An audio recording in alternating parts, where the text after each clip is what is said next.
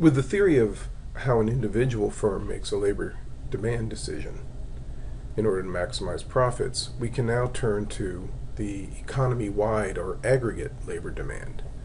Now remember that we've maintained the assumption that we have a representative firm. So we have one firm that is a stand-in for all the firms in the economy.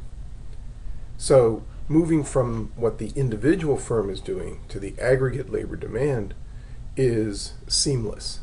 And the aggregate labor demand is going to look a lot like what an individual firm faces.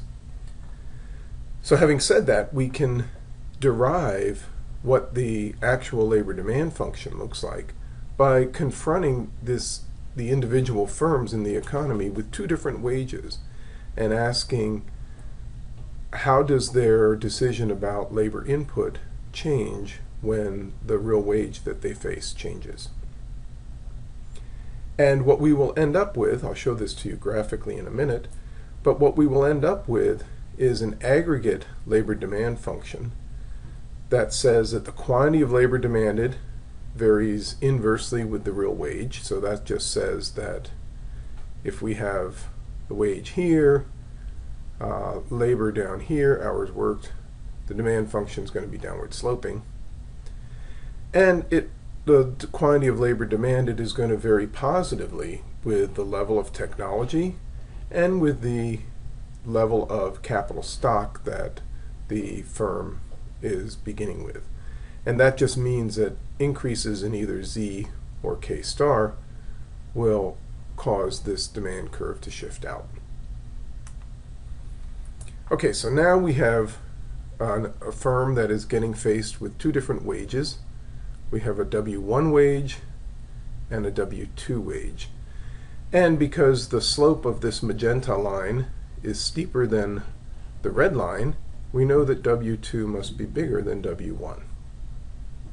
So now what we do is we say, how does this representative firm respond to the change in wage?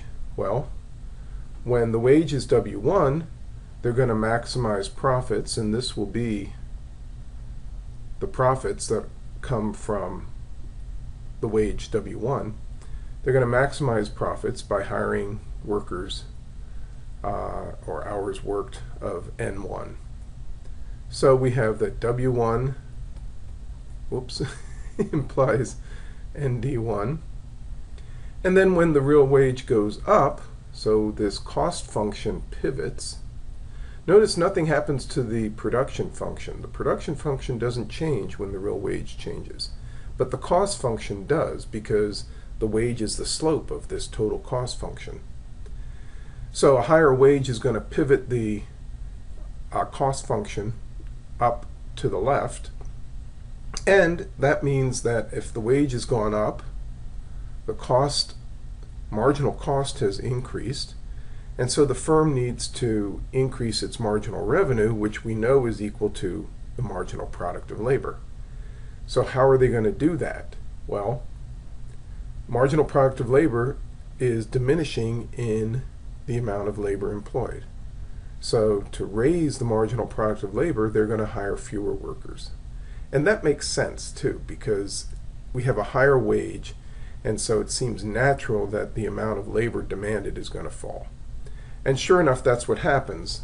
The higher wage, in order to maximize profits, and this is going to be the distance for profits under wage 2, is going to drive up the marginal product, and you can see that the marginal product curve or line pivots up because it's got to be parallel to the wage lines.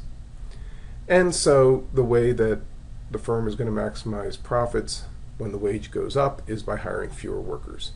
So we have that W2 is going to imply ND2. And then we can just plot this. We have W1 is the lower wage, and under that wage they hire N1. W2 is the higher wage. Under that they hire N2. And you connect the dots, and what you get is a downward sloping labor demand function for the entire economy.